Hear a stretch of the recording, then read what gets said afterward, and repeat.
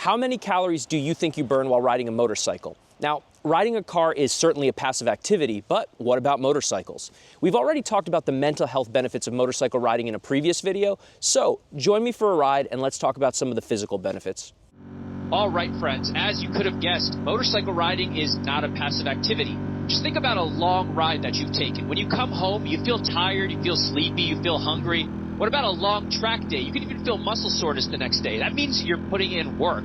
But exactly how many calories are you burning, and what are the factors that influence how many calories you burn? So let's first start with the type of motorcycle you're on. So right now, I'm on a Ducati Street Fighter V4S. This is kind of my sports naked bike. It has no fairings, no windshield. So I'm dealing with wind blast the whole time I'm riding. So that means that I have to engage my core muscles, my back muscles more to keep myself upright and to fight the wind. So I will burn more calories. If you're riding a big cruiser, sitting upright with a large fairing, large windscreen, you're not going to be burning as many calories because you're just not resisting the wind and you're not activating those muscles. And sports bikes, another thing is the seating position. So this is a hyper naked bike, so it's a little more upright than, let's say, the Panigale. But if I'm in a sport riding position, my butt is tucked back up against the bolster, and I am leaning over the handlebars a bit. And I shouldn't be putting pressure on the front hands because that can upset the suspension, obviously. So I'm, again, activating my lower back. I'm activating my core so I can stay upright. So, again, burning more calories. If you're on a cruiser-type motorcycle, a classic-looking motorcycle, you're probably not burning as many calories because you're not hunched and you're not activating as many muscle groups. So what about the type of riding you're doing? Right now, I'm doing on-road riding, obviously. Here we are. And I am on back roads that are fairly curvy and fairly low speed, right? So I'm activating my muscles when I'm going around turns, if I'm leaning around, you know. If you're doing mostly highway riding, you're not activating as many muscles, you're not burning as many calories. The biggest use of calories comes when you're doing off-road riding or enduro-style riding. In those situations, you're going to be standing on your pegs most of the time. There's a lot more vibrations to handle. You're going to have to control your body more, activate those small muscles, those small stabilizer muscles. So you're going to be burning more calories in an off-road setting than an on-road setting. Now, what about the style of riding that you're going to be doing? Right now, I have a lot of cars in front of me. So we're going 33 miles an hour. We're cruising around, kind of looking at some beautiful scenery. But if you're doing more aggressive riding, if you're going very quickly, especially on a track day, if you're going over 100 miles an hour consistently, going around turns, you're putting a lot of stress on your body. You're activating a lot of different muscle groups to get your calorie expenditure up. Now, how many calories can you expect to burn? In general, 100 to 300 calories per hour is what you can expect to burn while on a motorcycle. And again, that number is lower if you're on a cruiser-type motorcycle and higher if you're on a sports bike going aggressively. So if you want to burn the most calories, you should be probably riding a sports bike aggressively off-road. Let's make sure I don't get hit by the stop. Yes. So riding a sports bike aggressively off-road will burn more calories, but I highly do not recommend doing that because these motorcycles are not meant for off-road riding. Now, if you are riding with an Apple Watch or one of these fitness trackers, have you ever looked at your heart rate after a ride? You could see some serious spikes in heart rate, and that's because of all the different neurotransmitters being released, the adrenaline, the epinephrine, the dopamines, so your heart rate can spike. So, again, I liken that to exercise, where you're getting your heart rate up a little bit.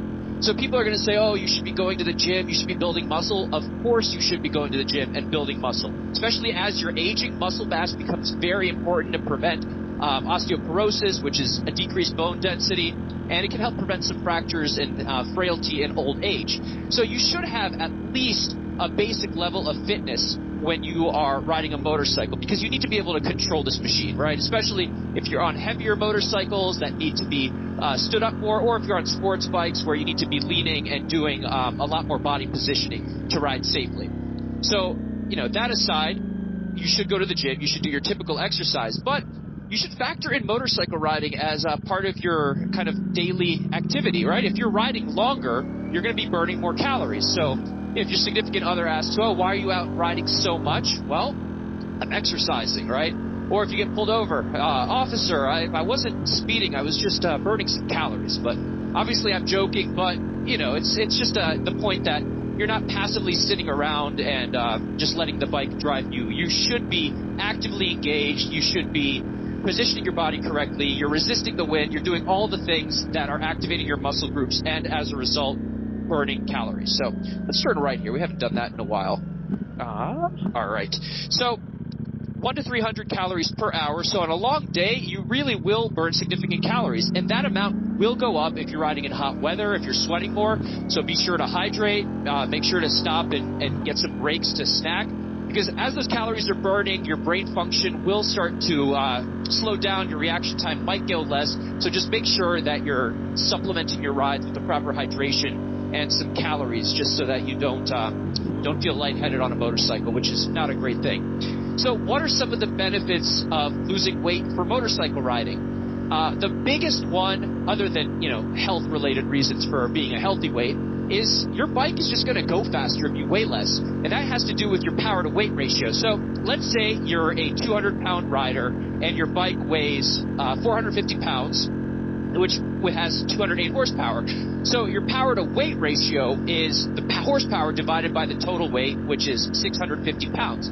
But if you drop weight, say you lose 20 pounds and go from 200 to 180, your power-to-weight ratio will actually improve. So it'll feel like you're gaining horsepower. Usually when you think about gaining horsepower, you're thinking about doing some modifications, like a racing exhaust, flashing the ECU, some other things like that, maybe using some carbon fiber components to decrease the weight of your motorcycle. But the rider weight is a really important aspect of how fast you ride your motorcycle. So just think of that as an extra benefit for getting to your healthy weight, for exercising. So you'll burn your calories while riding, and as a result, if you do it consistently as part of an exercise regimen, you can expect to lose some weight, and you can expect your bike to go faster. So, as usual, we're going to keep these motovlogs short. It's cold outside, so I'm going to turn back soon.